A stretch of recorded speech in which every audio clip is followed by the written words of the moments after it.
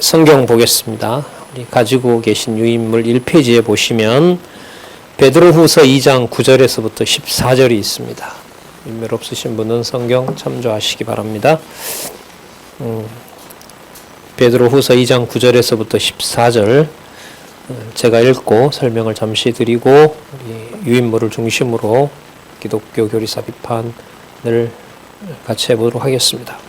주께서 경건한 자는 시험에서 건지시고 불의한 자는 형벌 아래 두어 심판날까지 지키시며 육체를 따라 더러운 정욕 가운데 행하며 주관하는 일을 멸시하는 자들에게 특별히 형벌하실 줄을 아시느니라. 이들은 담대하고 고집하여 떨지 않고 영광 있는 자를 해방하거니와 더 큰 힘과 능력을 가진 천사들이라도 주 앞에서 저희를 거스려 회방하는 송사를 하지 아니하느니라.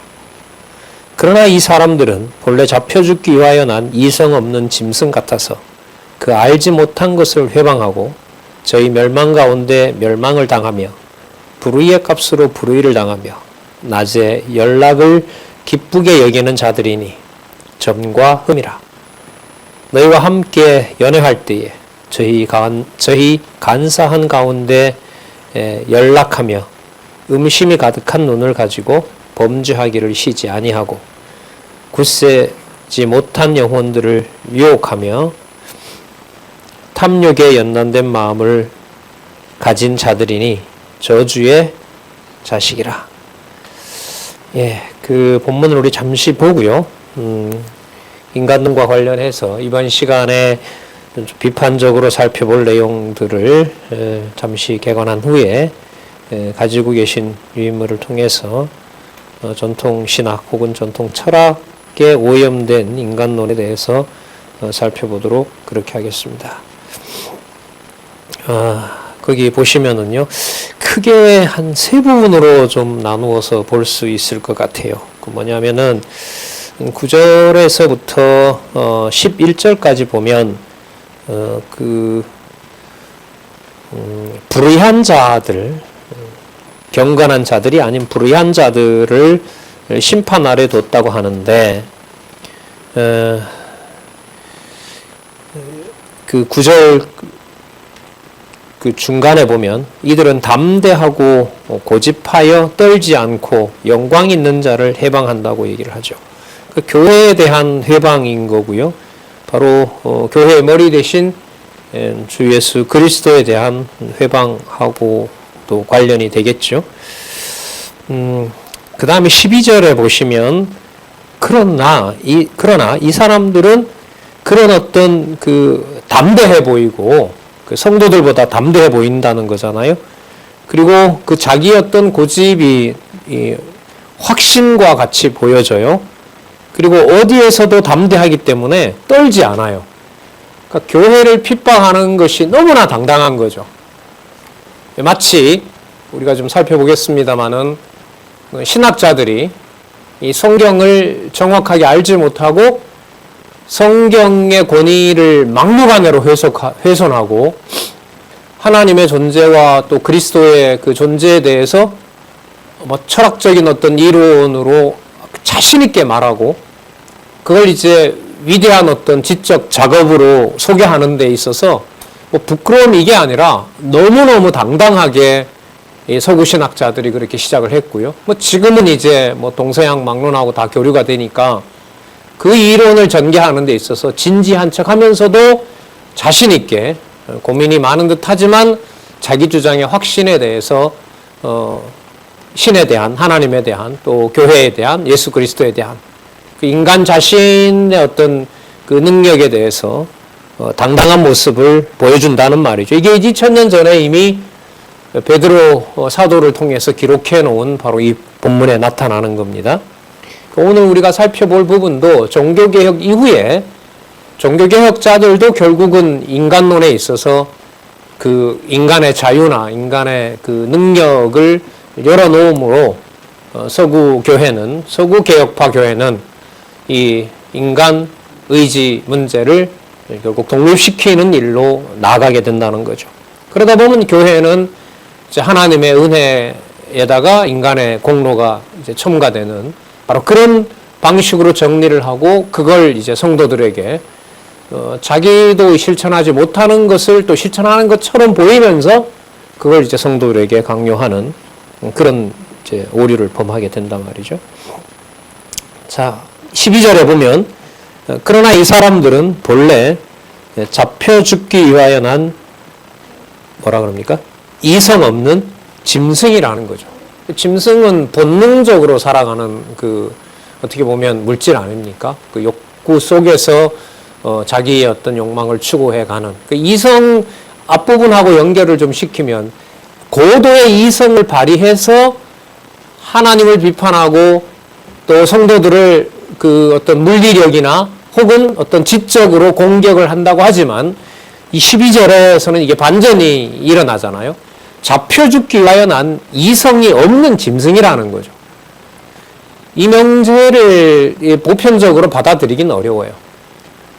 제가 이제 기독교인이기 때문에 이 말을 당연히 해야 된다, 뭐 그런 건 없죠. 그렇게 되면 이제 쇼를 하는 거니까. 이게 과연 그런지에 대한 믿음은 진짜 하나님이 주셔야 되는 거죠. 그 인간론의 문제는 누가 무슨 말을 했다라는 그 이론을 접근하는 문제보다가 더 본질적인 것은 내가 어떤 존재인가를 또 과연 그리스도 없이는 잡혀 죽기 위하여 난 짐승이다. 아무리 머리를 굴려도 그게 하나님을 알만한 이성은 있다 없다? 없다는 거죠. 그게 하나님께서 이미 거기 보시면 9절에 보시면 심판날까지 그렇게 버려뒀다는 겁니다. 그런데 그 10절에 보면 11절에 보면 어느 정도로 그런데 그 세력들을 하나님이 키워놨냐면 그들보다 더 큰 힘과 능력을 가진 천사들이라도 주 앞에서 저희를 거스려 회방하는 송사를 하지 못하도록 했어요. 천사들이 볼 때 딱 해요. 이거 빨리 처단해야 됩니다라고 하니까 잠깐 놔두라는 거예요. 놔두면은 피해를 누가 받냐 하면 교회와 성도가 받거든요. 그런데 그렇게 놔두라는 거예요. 그 악이 이제 세상에 이렇게 편재할 때, 편재하는 상황에 지금 이 12절에 보면 그것은 잡혀 죽기 위하여 난 이성 없는 짐승이고 이들이 13절에 오시면요. 불의의 값으로 불의를 당하며 낮에 연락을 기쁘게 하는 자들이니 그러니까 백주 대낮에 연락은 이 잔치를 말하는 거거든요. 기쁜 어떤 그 행락에 속한다는 거예요. 어떤 제재도 없이. 왜? 누구도 터치 못하게 했으니까. 이들보다 더 큰 힘과 능력을 가진 천사들이라도 건들지 못하게 했어요. 하나님이. 당신이 심판날 아래 뒀는데 건들지 못하게 해요. 그럼 눈으로 볼 때는 뭐가 더 강해요? 하나님을 모르는 자들이 이성 없는 짐승이 더 강한 거예요. 그래서 이게 좀 넓게 좀 보면은요. 여러분 노아의 세 자녀에게 우리가 보통 그 백인의 조상을 말할 때 그 언어를 보면 영어권에 속한 인도 유로피안 그 랭귀지라 그러죠.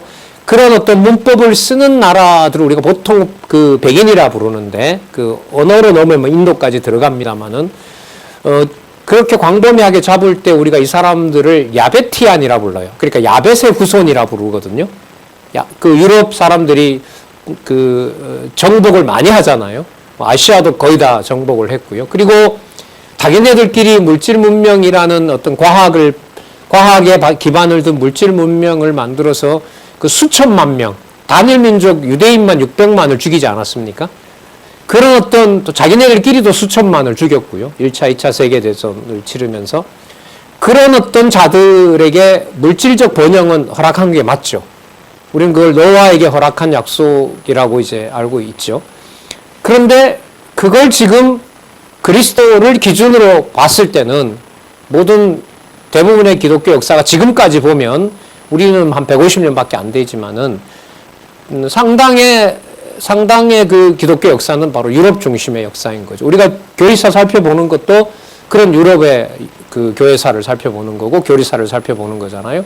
그리스 철학하고 이렇게 연관되어 있고 성경을 하나님 말씀의 권위로 인정하는 듯 하지만 근본에서는 부정하고 많은 그 과정을 우리가 살펴보고 있는데 지금 이 본문에 보면 이성 없는 짐승이라는 거죠. 그러니까 모든 그런 기획들이 지금 본문에 나와 있는 대로 그 13절 중간에 보시면 낮에 연락을 기쁘게 여기는 자들이니 그렇게 즐기는 일을 뭐 지적이든 물질적이든 하더라도 그게 뭐냐 하면 결점과 결국은 흠이라는 거죠. 비난 대상이라는 거죠.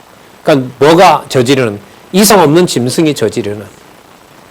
그래서 이제 그 유럽의 전체 지성사는 그리스도를 빼고 보면 그리고 그리스도를 배제한 역사로 본다면 그거는 베드로 사도를 통해서 말하는 그게 하나님을 아는 이성이 없는 무슨 역사? 짐승의 역사. 근데 그 현재의 인간론이 결국 유럽은 뭘 개방해 버렸냐 하면 한 50년 전부터죠. 50년 전은 2차 세계대전이 끝날 무렵, 70년대네요. 1차 세계대전이 끝날 무렵의 유럽은 뭘 해방해 버리냐면 이성이 통제한다고 생각했던 감정의 그 컨트롤 타워를 이성이 아니라고 부정해 버립니다. 그래서 한 70년 전부터 유럽 사회에서는 대학이든 교회든 간에 뭘 못해요? 도덕 교훈을 못합니다. 저지른 게 너무 컸기 때문에 자기들 내에서 아시아에 저지른 일이 너무 컸기 때문에 아프리카에 속지 않은 마음으로 양심적인 지식인들이 유럽을 돌아봐야 된다고 하지 이성이 통제할 수 있는 감성이라는 것은 허락하지 않습니다. 그래서 욕망대로 그러니까 아프리카의 원주민들이 자기 문명에서 자기네들 그 습관에 따라서 이루었던 종교 행태도 미신도 그 기독교와 똑같은 반열에다가 올려주는 거죠. 반성하는 차원에서. 왜? 서구 기독교가 우월한 줄 알았거든요. 근데 그 짓을 했기 때문에 자기네들이 봤을 때 자기 종교의 우월성을 포기하고 기독교의 어떤 인간론에 대해서도 포기하고 그리고 신의 은총에 대해서도 신이 존재한다면 이런 일이 일어날 수 없다라고 지성인들이 부정을 하고 성경 권위는 권위대로 무너지고 그러니까 총체적인 붕괴가 1차, 2차 세계대전이 끝났을 때는 유럽에 몰아닥친 겁니다. 그때 나왔던 신학이 여러분들 들어보셨지만 신이 죽었다.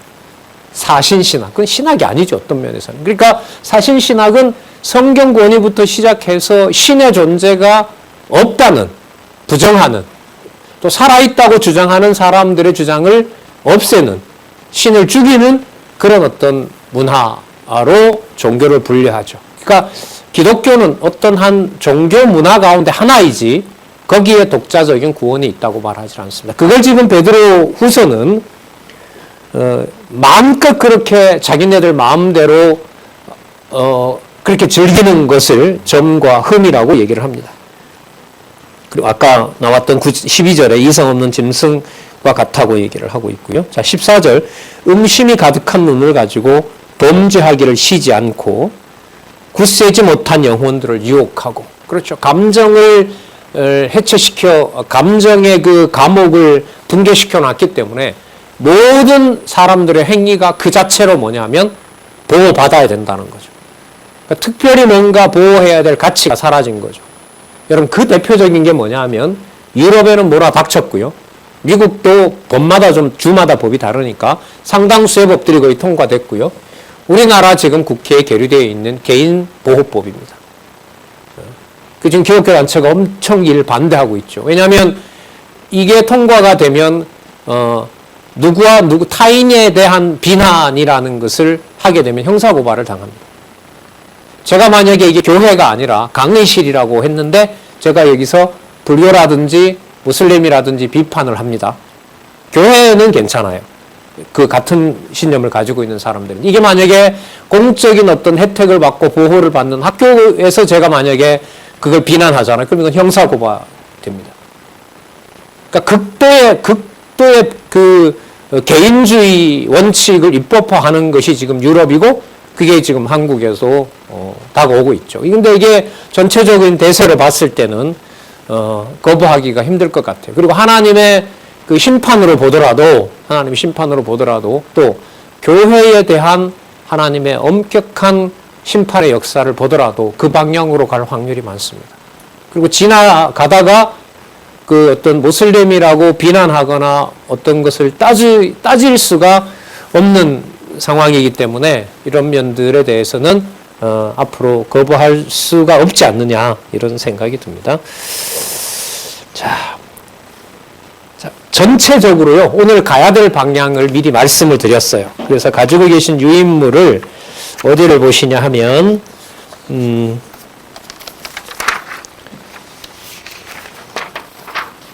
9페이지를 보시기 바랍니다. 9페이지에 보시면은 두 번째 단락이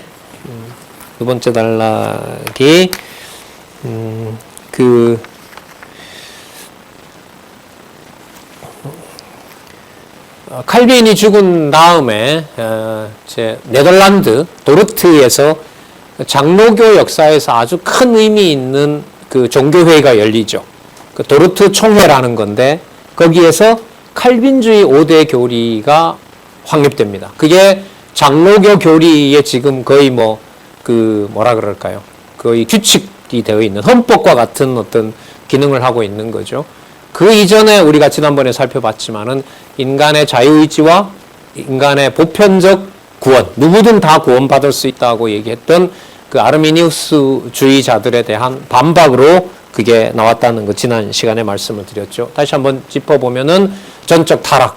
그러니까 전적 타락한 것이 아니라고 한 것에 대해서 인간은 전적으로 타락했다. 그 다음에 타락한 이후에 우리는 창세 전으로 가지만은요. 이 칼빈주의에서는 타락한 이후에 선택하는 것은 하나님께서 전부 다가 아니라 제한돼서 하나님이 택한 자를 정해놓고 당신의 자녀로 모은다. 알미니우스주의는 아니다. 제한이 없다. 누구든 다 하나님께서 다 구원하기로 그렇게 작정을 해놓았다. 자, 그리고 그 앞부분에 여러분 가지고 계신 그 8페이지에 보면 그 내용이 나와 있습니다. 그리고 그러므로 누구든 다 속죄함을 받는다. 여기에 대해서 칼빈주의는 아니다. 누구나 다 구원받지 않고 제한되어 있다. 그것이 물론 유대인이냐 이방인이냐 선을 넘어서지만은 누구든 다 구원받는 것이 아니라 제한되어 있다. 그리고 하나님이 그 은혜를 베풀 때 이 알미니우스주의는 거부할 수 있다. 거부할 수 있다. 하나님 좀 안 받을래요 라고 거부할 수 있다는 거죠. 그러나 칼빈주의는 아니다. 하나님이 주신 은혜에 대해서는 누구든 불가항력이다. 한 거를 할 수가 없다. 그리고 구원을 받았지만 도덕적 행위가 바르지 않았을 때에는 구원은 취소된다. 내가 하기에 달려있다. 로만 가톨릭하고도 유사하죠. 거기에 대해서 칼빈주의는 아니다. 선택한 하나님의 백성이라면 도덕적인 어떤 오류가 있다 하더라도 끝까지 하나님의 자녀로 하나님이 보호해 가신다. 그 성도는 끝까지 데리고 간다. 견인해 간다. 성도의 견인 이렇게 이제 나왔죠. 그런데 이 도르트 총회가 여러분 이건 기억할 만해요. 서구에서 기독교의 어떤 성경의 기반을 둔 구원 중심입니다. 이건 어디까지나 계시 중심은 아니에요. 구원론 중심의 그 신학을 전개하는 데 있어서 마지막으로 어떤 정점을 찍은 것이 바로 뭐냐면 칼빈주의 5대 교리, 네덜란드에 있는 도르트 총회. 이걸 기억은 꼭 하실 필요가 있어요. 그리고 이걸 그대로 영국에서 이 정신을 따른 회의가 뭐냐 하면 한국 장로교의 기본이 되는 웨스트민스터 신앙 고백서예요.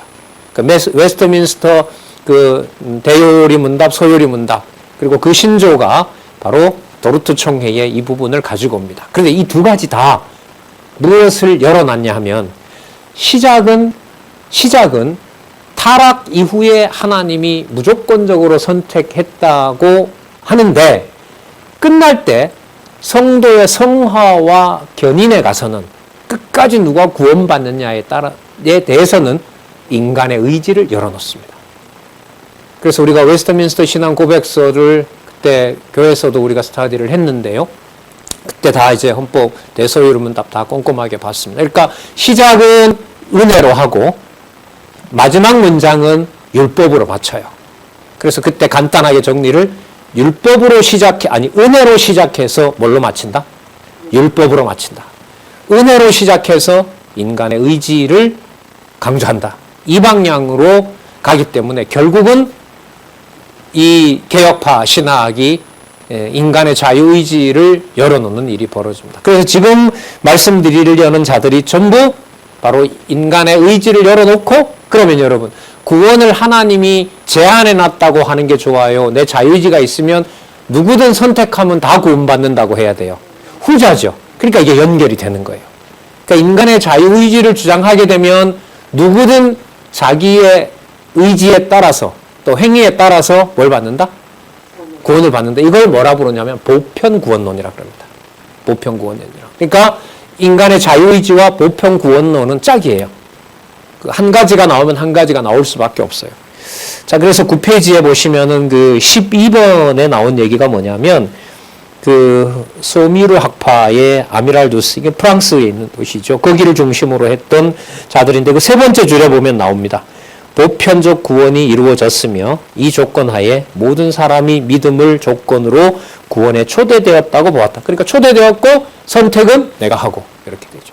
그러니까 이 바탕에 의해서 여러분 유럽 교회가 설교의 마지막은 뭐로 얘기를 하냐면 도덕적으로 뭐 하세요라는 모범이 규범이 나올 수밖에 없어요. 그러니까 강론은 강론으로서 끝나야 되는 건데 구원 문제가 우리가 해야 될 부분이 있다라는 것 때문에 설교 형태가 도덕적 규범으로 끝날 수밖에 없어요. 근데 신학자들이 이걸 모르는 바가 아니에요.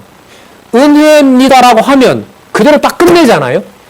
우리처럼 성경신학처럼 하나님이 모든 걸 하십니다. 하나님 살아계십니다 하고 딱 접지 못하는 게 은혜로 다 합니다. 그러면 그 다음에 뭐가 몰려와요? 그럼 나는 아무것도 안 해도 되나? 그럼 저렇게 교회에서 저런 짓을 하는 것도 하나님의 은혜인가? 이 대답을 자신 있게 성경의 바탕을 두고 제시하지 못하는 거예요. 두려운 거죠. 그러니까 뭘로 끝내야 돼요? 우리 잘합시다. 잘하셔야 됩니다. 세상에서 요즘 이제 그 앞선 세대들에 대해서 뭔가 자기네들 기분에 안 맞으면 그 막 꽃자로 시작하는 거 있잖아요. 그 짓 한다고 지금 막 공격을 하지 않아요? 직장 내에서도 뭔가 좀 그런 거 타면 그 짓 한다고 막 얘기를 하는 건데 그 어떤 특징이 뭐냐 하면 그걸 비난하는 사람들, 그러니까 어떻게 보면 신세대들이죠. MZ세대라고 하는데 명령하지 말라는 거죠. 명령하지 말고 뭔가를 만들 때는 공평하게 만들어 놔라는 거예요. 거기에 불이익이 있으면 뭐 이념이고 뭐고 필요 없습니다. 아무리 그 전까지 잘하는 사람이 하더라도 당장 나에게 이익을 주지 않으면은 그거는 거기서는 부정해버리는 거죠. 그러니까 극도로 좁혀진 거예요. 나한테, 우리한테 이익이 되느냐 안 되느냐. 말 한마디와 법과 그 행동이. 그럼 여러분 여기에 지도자들로서는 마지막을 뭐라고 할 수밖에 없어요? 그러지 마세요. 행위가 나갈 수밖에 없어요. 그렇게 해서는 세상이 돌아가지 않습니다. 그리고 종교 지도자 같으면 특히 뭐가 나올 수밖에 없어요? 교훈이 나갈 수밖에 없어요. 교훈은 명령문과 함께 동반되는 거잖아요. 그리고 함께 잘 사십시다. 이 말은 또 반박하기가 어렵거든요. 같이 잘 사자는데. 그러니까 이게 종교의 어떤 권위가, 성경 권위가 무너지고 말씀이 살아서 역사하신다는 것이 무너지게 되면 자연스럽게 뭘로 간다? 하라, 하지 말라라는 명령으로 가게 됩니다.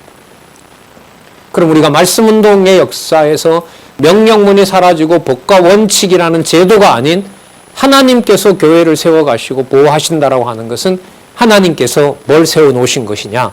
성경을 처음서부터 끝까지 하나님이 살아서 역사하는 생명의 말씀으로 확증해 주신 거예요. 이 혜택이 엄청 큰 거죠. 그런데 이 교리사를 살펴보면 그렇게 은혜로 시작한, 우리 지나왔지만 어거스틴, 아우구스티누스, 그 다음에 칼빈, 그리고 루터도 믿음으로 시작하지만 결국은 끝에 가서 자유의지를 얘기를 하고 있고, 로만 카톨릭과 같은 의식에 참여해야 구원받는다는 걸로 보고, 개혁파, 아까 조금 전에 얘기했던 도르트 신조, 칼빈주의 5대 교리, 도르트 신조의 칼빈주의 5대 교리, 웨스트민스터 신앙 고백서, 웨스트민스터 신조, 그게 은혜로 시작했지만 은혜가 다라고 했을 때 몰려오는 부담감을 다스릴 수 없는 거, 통제가 안 돼. 그러니까 마지막에는 뭐 해야 돼요? 하셔야 됩니다.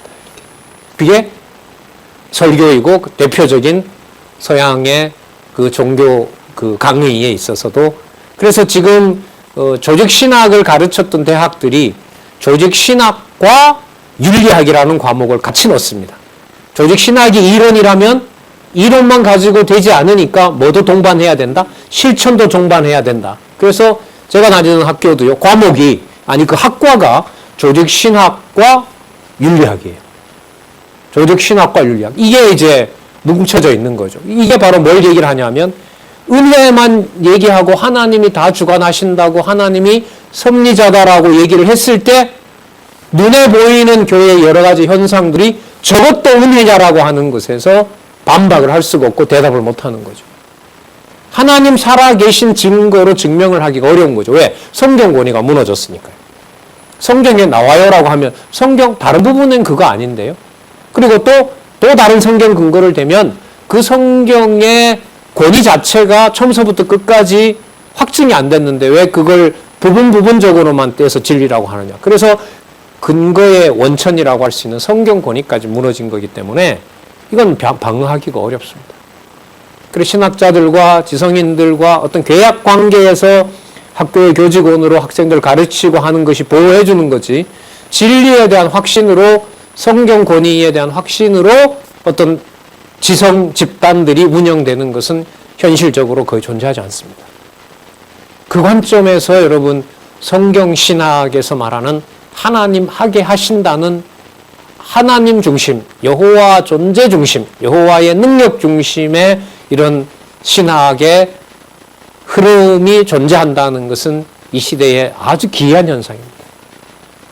모르겠습니다. 다음 세대에도 여기 계신 어른들이나 우리 세대가 지나도 어떤 이런 영상으로 보관되어서 그때 가서 한 1세기 후에 평가할 때 성경 권위가 명령 없이 하나님의 교회를 세워나간다라는 말이 반복되면 너무너무 좋겠지만 뭐 그렇게 하실지 안 하실지는 하나님이 정해놓으신 거니까요.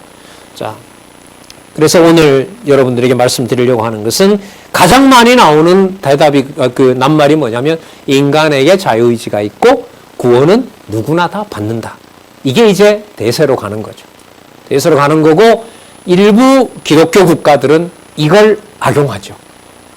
어떻게 악용하냐 하면 식민지 지배를 꿈꾸고 다른 나라를 정복할 때 정복당하는 그 식민지에 있는 사람들에게 우리가 정복하러 간다고 하지 않죠.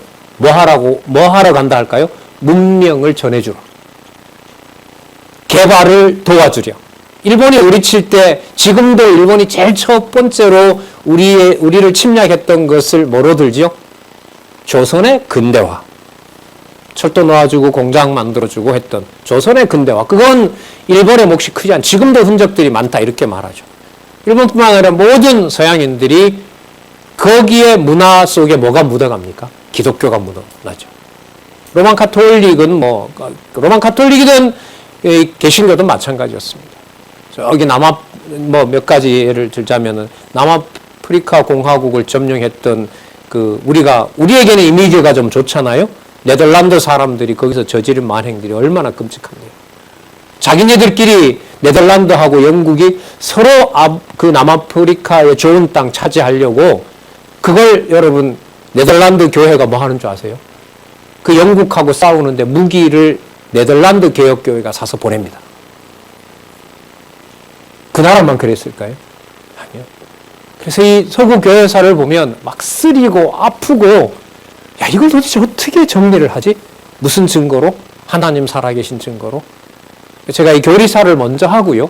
하나님에 대한 신지식, 여호와 계시 중심을 좀 잡고 제가 한국 교회사나 또 제가 교회사 전공은 아닙니다만은 교리사와 관련해서 의미가 있다고 좀 생각하는 사건들을 중심으로 우리 교회사를 좀 짚어보려고 하거든요. 한국 교회사와 세계 교회사를. 이 틀이 없으면 사건만 봐서는 이게 해결이 안 되거든요. 자, 그래서 11원 같은 경우에 세 번째 줄에 나와 있는 보편적 구원이 나오고요. 네 번째 줄 중간에 보세요. 그리고 제한적이고 무조건적인 작정도 말을 하는데 이는 인간 의지가 개입된 예지론의 조건일 뿐이에요. 뭐냐면 하나님께서 제한을 하고 하나님이 무조건적으로 작정한 것은 맞다. 그런데 뭘 보고 했느냐?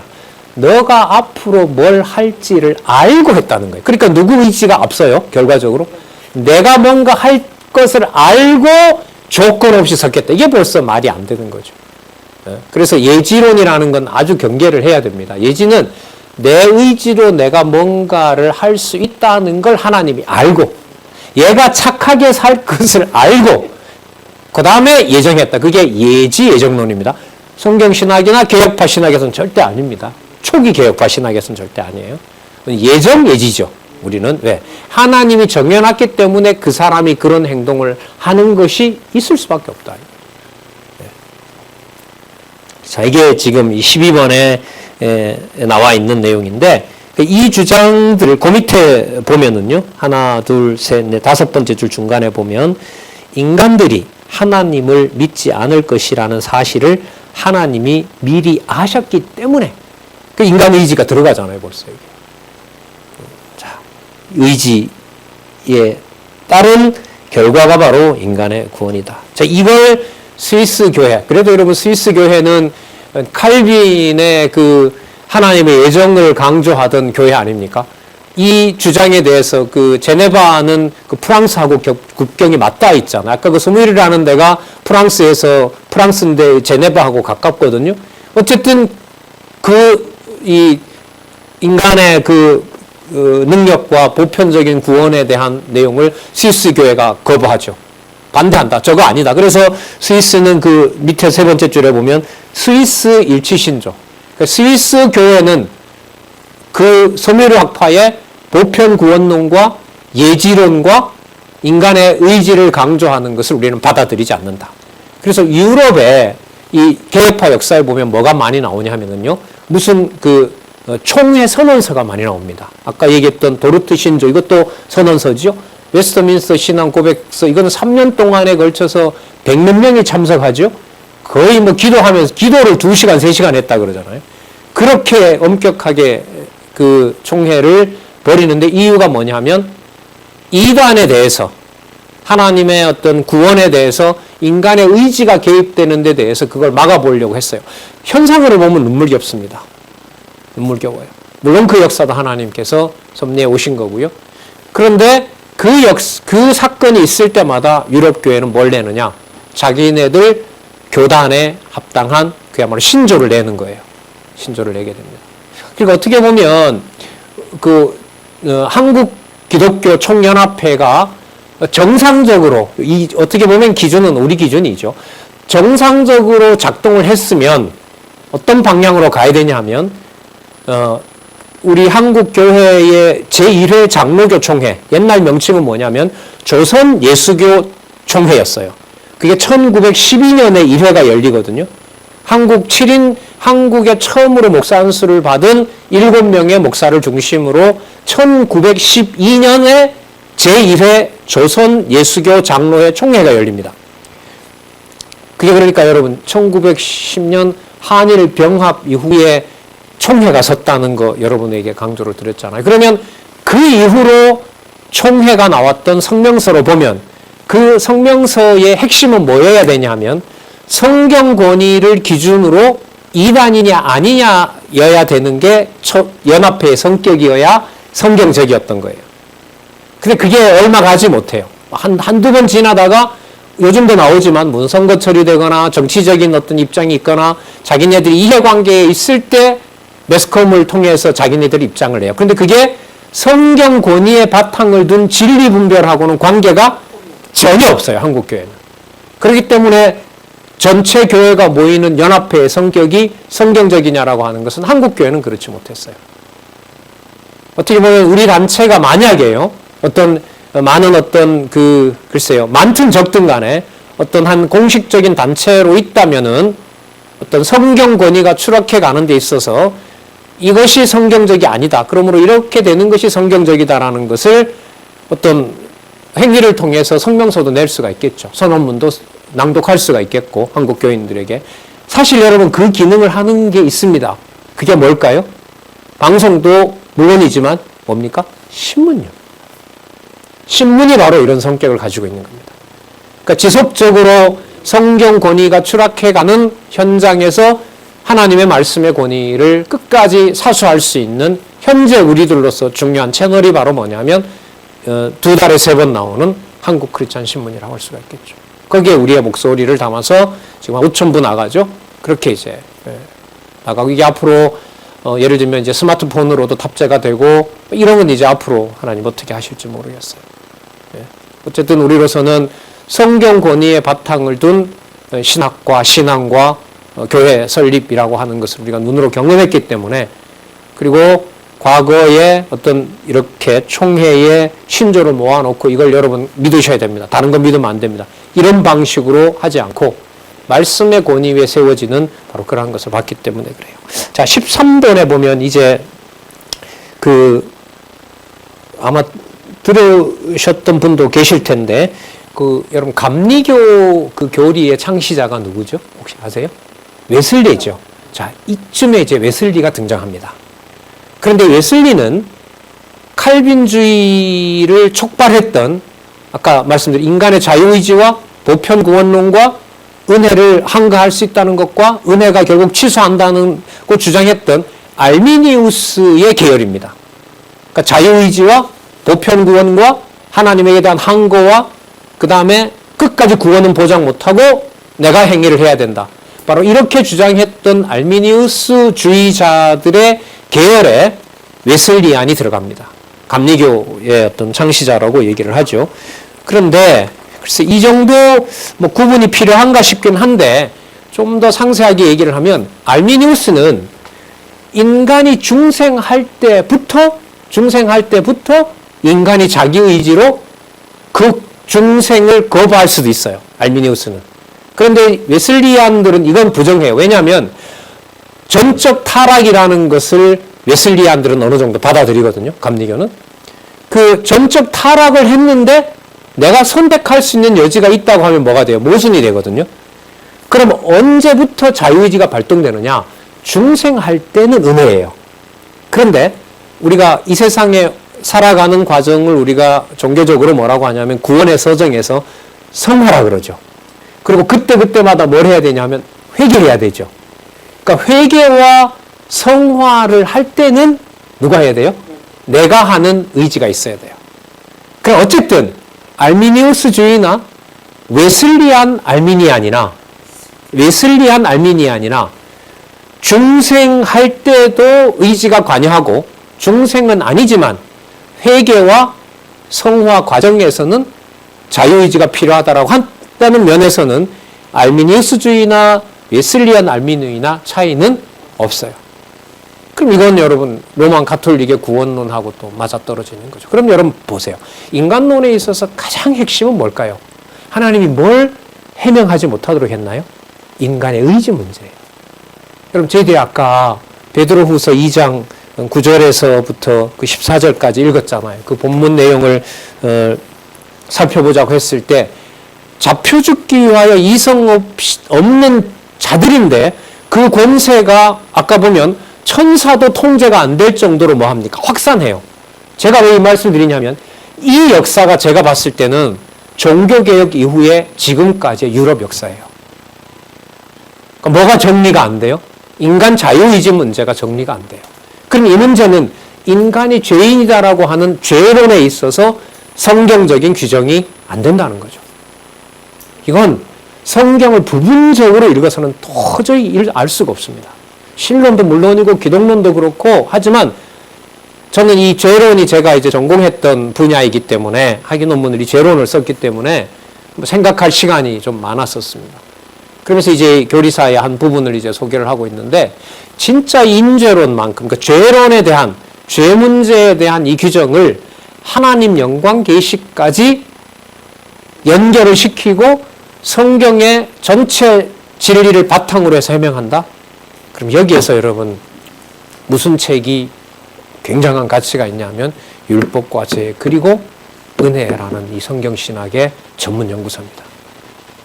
제가 지금 저서를 준비하고 있는데 제가 이걸 그 바르트와 칼빈의 대안으로 지금 제시하려고 하거든요. 네. 그런데 아까 여러분 우리가 본문을 여호와 계시 중심으로만 보더라도 그 악한 자들이, 불법인 자들이 승리하는 것을, 득세하는 것을 누구의 살아계신 증거로 봤죠? 하나님 살아계신 증거로 봤잖아요. 아까 베드로후서에 그렇게 나와 있었고, 천사들도 통제하지 못할 정도로 악의 세력이 흥왕하도록 하나님이 던져놔 버리거든.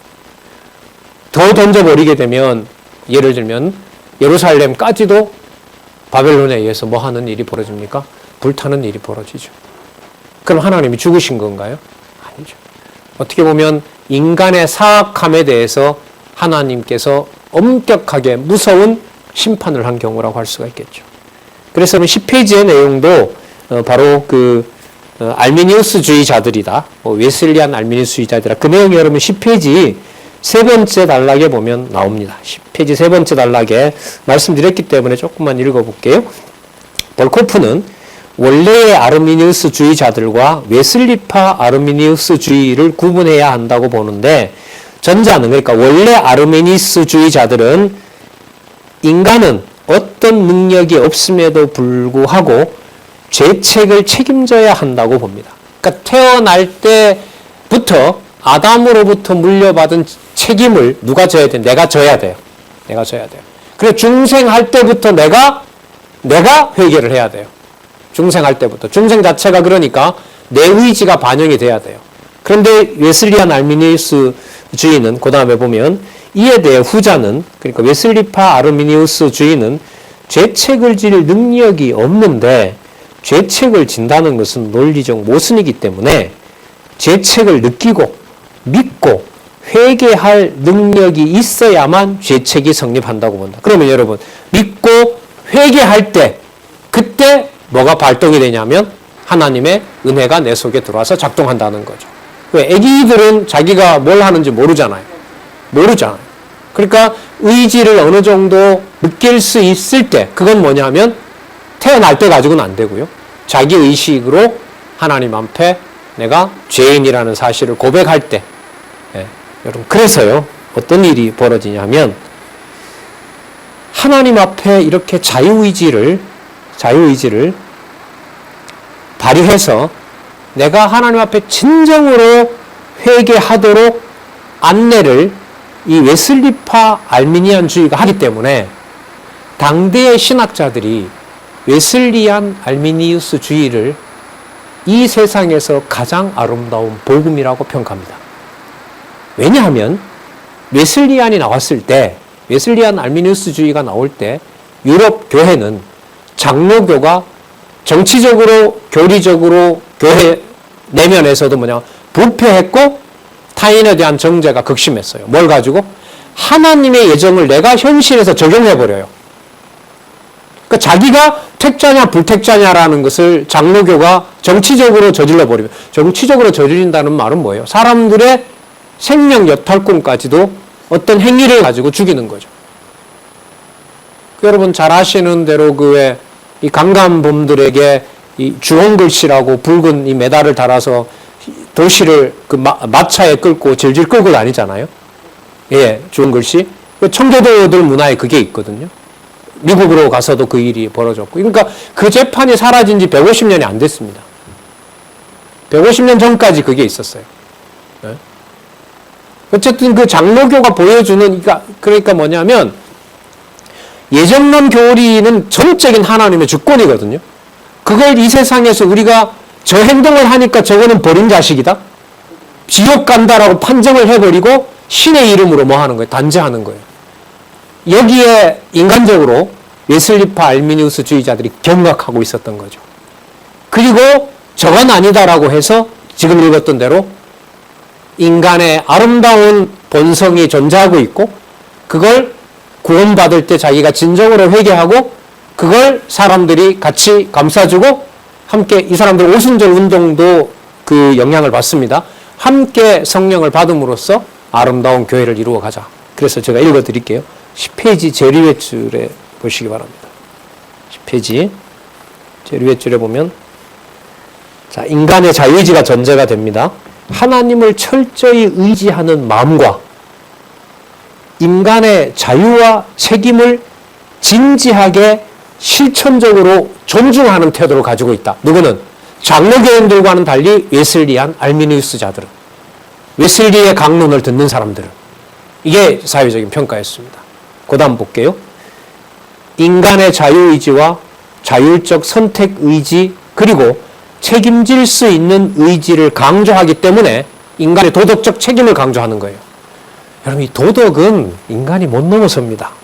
그러니까 인간이 이 도덕적 행위를 하는 데다 대고 당신 그거 자기중심적이라고 손가락질 함부로 하기가 힘듭니다.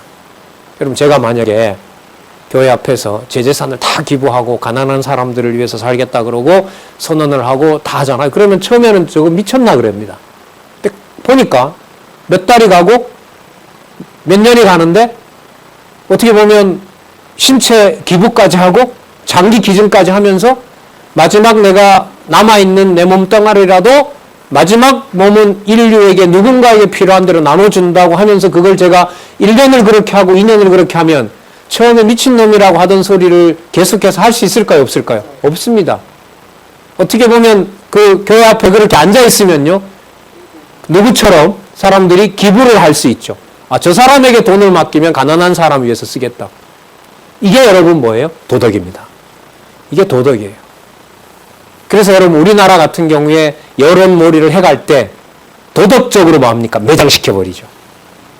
저렇게 저 사람이 어떻게 지도자가 돼? 라고 언론에서 몇 번만 반영하면 그대로 그냥 그 사람은 끝납니다. 그럼 연예인들도 그런 거 하나 드러나면 뭐예요?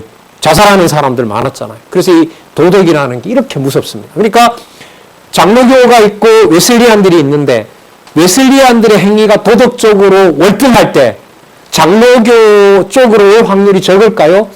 적죠. 엄청 적죠. 이 운동이 일어났고 이걸 대각성 운동이라고 얘기를 합니다. 그럼 뭐와는 점점 무관해져요? 성경 권위의 바탕을 둔 하나님 살아계신 증거는 뒷전으로 밀리는 겁니다. 그래서 유럽 교회사를 보면 무서워요. 하나님의 심판이 무섭습니다. 자, 좀 더 읽어보고 마치도록 하겠습니다. 자, 인용을 167페이지에서 제가 했고요. 좀 풀어놨는데요. 인간의 자유의지와 자율적 선택 의지 그리고 책임질 수 있는 의지를 강조합니다. 장로교인들처럼 하나님 다 정해놨다고 말 안 해요. 그리고 눈에 보이는 대로 내가 잘못했기 때문에 내가 책임을 져요. 그게 더 빨라요. 자, 이들은 하나님의 은혜의 보편성을 강조한다. 그러니까 편 가르지 말고 누구에게나 다 하나님의 복음을 전한다. 제가 여러분 그 동해안, 강원도 동해안에서 살았는데 거기에 들어왔던 교우는 대부분 감리교였어요. 그러니까 문화가 그 뭐 정치적인 것하고는 뭐 상관없잖아요. 시골에 뭐 그런 게 있어요. 이 서울 쪽에는 이 감리교 출신의 그 과거의 그 친구들이나 보면 이제 거기서 뭐 학생운동도 많이 하고 했는데 시골은 그런 게 있을 리가 없죠. 너무너무 따뜻해요. 저도 고등학교 때까지 다녔는데 그 장로교였지만 그런 문화의 영향을 받아가지고 없는 교회고 쌀도 없고 뭐 하지만 모이면 동네 사람들에게 베풀고 잔치를 합니다. 그래서 크리스마스가 다가오면은요, 동네 사람들이 크리스마스 때 쓰라고 쌀과 뭐 야채나 뭐 김장이나 이런 걸 기부하는 걸 제 눈으로 봤어요. 예. 그 뿌리를 찾아가면 여러분 이런 웨슬리안들의 운동이 각성이 돼서 이른바 교회 부흥을 이끌었던 적이 유럽에 있습니다. 하지만 신학적 이론으로 들어가면 인간의 자유의지가 바탕이 되어 있죠. 자, 조금 더 볼게요. 이들은 하나님의 은혜의 보편성을 강조한다. 즉 예수 그리스도의 속죄 사역으로 인해 구속의 혜택은 보편적, 그 앞에 안 읽었네요. 167 다음에 읽어볼게요. 인간의 자유의지 및 자율적 선택의지 그리고 책임질 수 있는 의지를 강조하기 때문에 웨슬리파 알미니우스주의는 따뜻한 복음이 바탕을 이룬다고 강조합니다. 어떤 복음요? 아주 냉혈한 장로교가 아닌 따뜻한 복음을 전하는 자. 이게 여러분 교회 부흥을 이끕니다. 영국 교회의 부흥을 이끌고 미국으로 건너가고 미국으로 건너간 이 감리교가 대한민국으로 건너오고 그래서 이 감리교가 인간적으로 보면 그야말로 확장되는 그런 일을 하고 연결합니다.